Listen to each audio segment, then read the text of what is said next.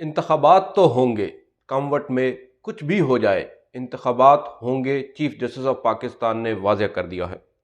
अस्सलाम वालेकुम नाज़रीन, एक नए वीलॉग के साथ अदील सरफराज आपकी खिदमत में हाजिर हैं और आज की इस वीडियो में आपके साथ कुछ नई डेवलपमेंट शेयर करेंगे। सबसे पहले तो आपके सामने रखेंगे चीफ जस्टिस ऑफ पाकिस्तान का मौक़िफ़ कि वो इंतखाबात के ऊपर क्या राय रखते हैं। एक राय तो हमारे सामने है जो वो फ़ैसले दे रहे हैं और किस तरह वो हुकूमत को भी ये कह रहे हैं बार बार हुकूमत के इनकार के बावजूद कि इंतखाबात होना है, और उसकी एक वजह है कि 90 रोज़ के अंदर इंतखाबात का लिखा गया है आइन में। और दूसरी जानिब एक बड़ी डेवलपमेंट अब ये आ रही है सामने कि कुछ लोगों की मुलाकात भी शायद हुई है या कुछ पैगाम पहुंचाए गए हैं दोनों जानिब से। हम मुतअद्दिद वीडियोस में इस पर बात कर चुके हैं कि बैकडोर चैनल्स भी यूज़ हो रहे हैं, कुछ ऑफिशियल्स मुलाकात कर रहे हैं, कुछ अनऑफिशियल मीटिंग्स भी हो रही हैं। गुज़िश्ता रोज़ भी हमने एक मुलाकात का आपको बताया कि सलमान असलम भट्ट जो कि साबका अटॉर्नी जनरल फॉर पाकिस्तान हैं और शरीफ ख़ानदान के भी काफ़ी करीबी समझे जाते हैं, उनकी एक तवील मुलाकात हुई थी चैम्बर्स में चीफ जस्टिस ऑफ पाकिस्तान से। हमने आज कुछ लोगों से रब्ता किया और उनसे जानने की कोशिश की कि अब सुप्रीम कोर्ट क्या सोच रही है, क्योंकि जो रियासत पाकिस्तान है, हुकूमत पाकिस्तान, रियासती इदारे तकरीबन तमाम ही इंतखाबात नहीं चाहते। और सुनने में ये आ रहा है कि गालिबन ये बात चीफ जस्टिस उमर बंदयाल तक भी रखी गई है, उनके सामने भी रखी गई है। और आज नहीं, जब ये मामला इंतखाबात के केस का सुप्रीम कोर्ट में आया था, उससे कबल भी एक दफ़ा ये बात सामने रखी गई और उस वक्त चीफ जस्टिस ने दो टोक अंदाज में इनकार किया और उन्होंने कहा कि आइन के मुताबिक जो कुछ लिखा हुआ है हम तो वो करने के पाबंद हैं। और अब ये डेवलपमेंट हुई है कि एक मरतबा फिर इसी तरह का शायद रिक्वेस्ट भेजी गई है, मगर चीफ जस्टिस ने उसको भी डिक्लाइन कर दिया है और उन्होंने एक बात कह दी है कि अब इंतखाबात जो हैं वो तो होंगे, कुछ भी हो जाए। और ये जो टोन है, इससे अब नज़र ये आ रहा है कि चीफ जस्टिस भी अब किसी भी ब्लैकमेलिंग में आने को तैयार नहीं है।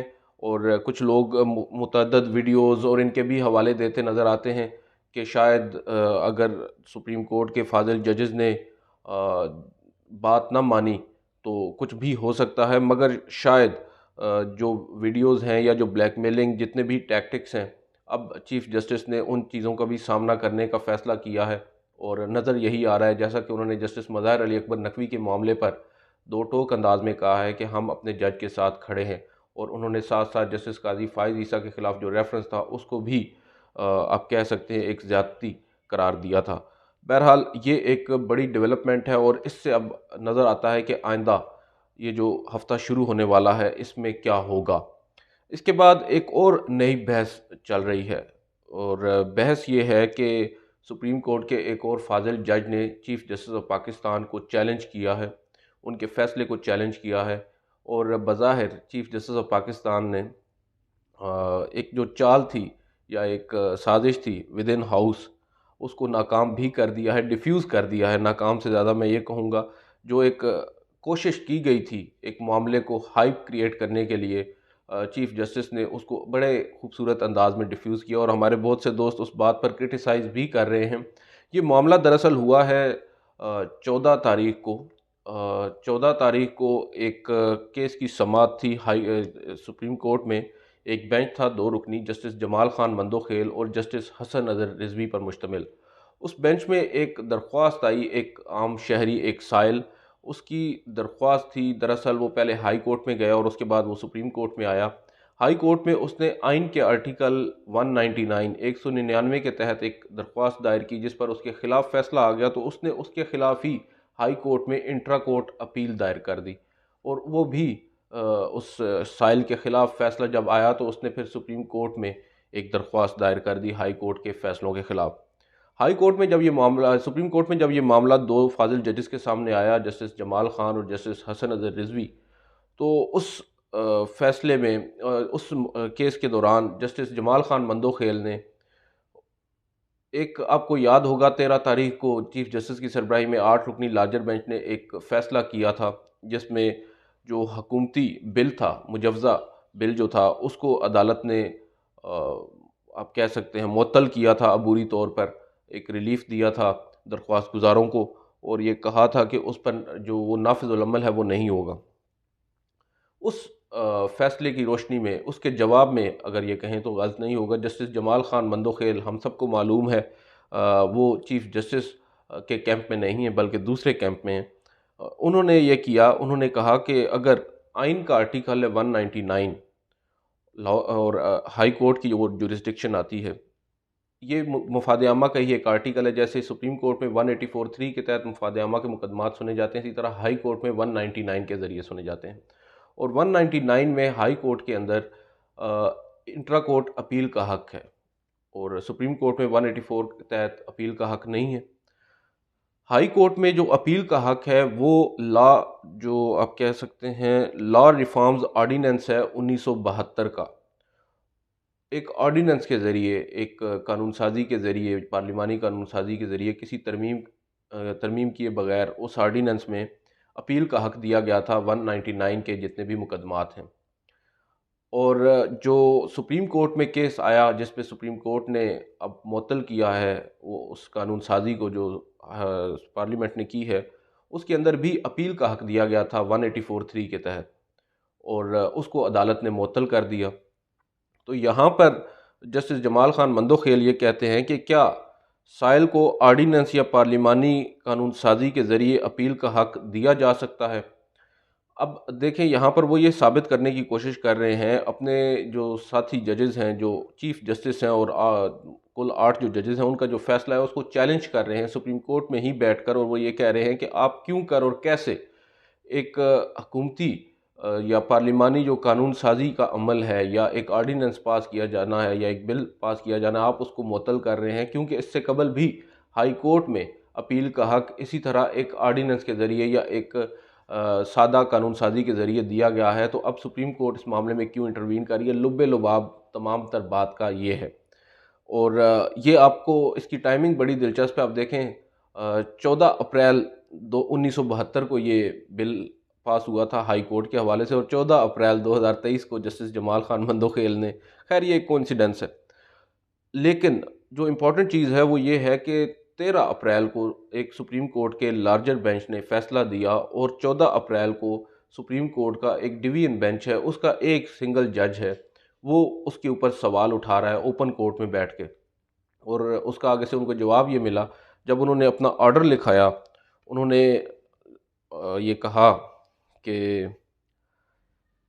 ये मामला जो है इस्लामाबाद और पंजाब में ये आर्डीनेंस जो है वो इसका इतलाक़ है, और अपील के हक़ से मुतल्लिक ये एक आइनी मसला है और मुफाद आमा का मामला है, लिहाजा attorney general for Pakistan, advocate general Islamabad, prosecutor general Islamabad और एडवोकेट जनरल पंजाब को नोटिस जारी करते हैं। और साथ साथ उन्होंने ये भी कहा कि चीफ़ जस्टिस इसके ऊपर एक अप्रोप्रिएट ऑर्डर भी जारी कर दें कि ये जो मुतअद्दद पिटीशंस ऑलरेडी सुप्रीम कोर्ट के 8 रुकनी लार्जर बेंच के सामने ज़ेर समाअत हैं, वो भी इस सवाल को अपने उस केस में शामिल कर लें। ये उन्होंने एक तजवीज़ रखी चीफ़ जस्टिस के सामने, मगर उनके साथ बैठे जस्टिस हसन अज़हर रिजवी ने उनकी इस राय से इख्तलाफ किया। जब उन्होंने इख्तलाफ किया तो ये मामला अब चीफ़ जस्टिस ऑफ पाकिस्तान को भेज दिया गया है। कोई भी जो मुनासिब ऑर्डर्स हैं चीफ़ जस्टिस ऑफ पाकिस्तान वो इसमें पास करेंगे। हमारे कुछ दोस्त इसके ऊपर एक वावेला मचा रहे हैं। वो ये कह रहे हैं कि जो चीफ़ जस्टिस हैं वो अभी तक जस्टिस जमाल खान मंदोखेल के उस ऑर्डर को वेबसाइट पर जारी क्यों नहीं होने दे रहे। सुप्रीम कोर्ट की जो वेबसाइट है उसके ऊपर कोई भी ऑर्डर जब अदालत पास करती है वो फौरी तौर पर मतलब 1-2 रोज़ के अंदर उसको वेबसाइट पर जारी कर दिया जाता है। मगर यहाँ पर वो कह रहे हैं, अव्वल तो मेरी जो दानिश, मेरी जो अंडरस्टैंडिंग है, मैं तो एक अदना सा तालिब इल्म हूँ, जो भी ऑर्डर होता है वो ऑब्वियसली होना है, उसने पब्लिक होना है और उसने वेबसाइट पर जारी होना है। मगर यहाँ पर बात ऑर्डर की नहीं हो रही, यहाँ पर बात नोट की हो रही है। मेरे काबिल दोस्त शायद ये अभी समझ नहीं पाए, ये उन्होंने अभी तक ऑर्डर दिया ही नहीं है। ऑर्डर वो लिखा रहे थे, डिक्टेट करा रहे थे, मगर दोनों जजेस जब इत्तेफाक नहीं कर रहे थे तो वो ऑर्डर नहीं बन सकता था। अगर 2-1 की भी बात होती तो ऑर्डर की सूरत में आ जाता। अब सिर्फ वो एक नोट है जो उस डिवीजन बेंच ने चीफ जस्टिस ऑफ पाकिस्तान को भेज दिया है। अब चीफ जस्टिस इसके ऊपर रेफरी जज अपॉइंट करें और वो इसके ऊपर फैसला करें या जो भी करें, वो चीफ जस्टिस का एक एडमिनिस्ट्रेटिव राइट है, उनकी पार है। मगर यहाँ पर चीफ जस्टिस अगर ये चाहते तो ये पब्लिक भी हो जाता जो नोट वहाँ पर जस्टिस जमाल खान मंदोखेल ने अदालत के अंदर डिक्टेट करवाया, मगर उसके बाद एक नई कॉन्स्पिरेसी जन्म लेती। उस रोज़ जब चैम्बर में समाअत हो रही थी, उसी रोज़ जस्टिस जमाल खान मंदोखेल 8 रुकनी लार्जर बेंच के फैसले को चैलेंज कर दें ओपन कोर्ट में बैठकर। तो अब आप देख सकते हैं कि जो टेंशन्स हैं अमंग जजेस वो इस हद तक बढ़ चुकी हैं, या पर्सनल ग्रजेस जो हैं वो उनकी अदालती कार्रवाई में भी अब मुतासर होते नज़र आ रहे हैं।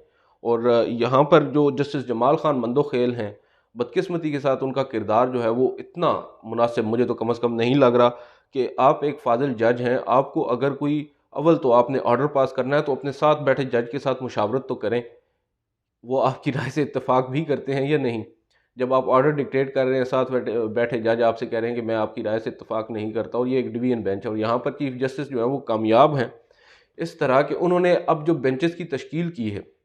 आप देख लें, चीफ जस्टिस के साथ जस्टिस अतर मिनल्ला बैठते हैं, जस्टिस या अफरीदी बैठते हैं, जस्टिस काजी फायज ईसा के साथ जस्टिस मोहम्मद अली मज़हर होते हैं, या फिर जस्टिस शाहिद वहीद होते हैं, जस्टिस जमाल के साथ जस्टिस हसन अज़हर रिजवी होते हैं। इसी तरह तमाम जो अपोजिट कैंप्स के लोग हैं वो एक बेंच में होते हैं। और जो चीफ जस्टिस की जानिब से जो बार बार डीबीज बनाई जा रही हैं, यानी डिवीजनल बेंच होता है 2 जजेस पर मुश्तमिल। सुप्रीम कोर्ट का जो फुल बेंच होता है वो 3 जजेस पर मुश्तमिल होता है, और इसी तरह 3 से ज़ायद जितने भी जजेस होते हैं वो फिर लार्जर बेंच और फुल कोर्ट होता है तमाम सुप्रीम कोर्ट के दस्तियाब जजेस पर मुश्तमिल। अब चीफ जस्टिस जो है रूटीन में सुप्रीम कोर्ट के अंदर फुल बेंचेस होते हैं, यानी 3 रुकनी बेंचेस होते हैं, मगर चीफ जस्टिस अब ये कर रहे हैं कि वो डीबीज बना रहे हैं, वो होते हैं 2 रुकनी बेंच।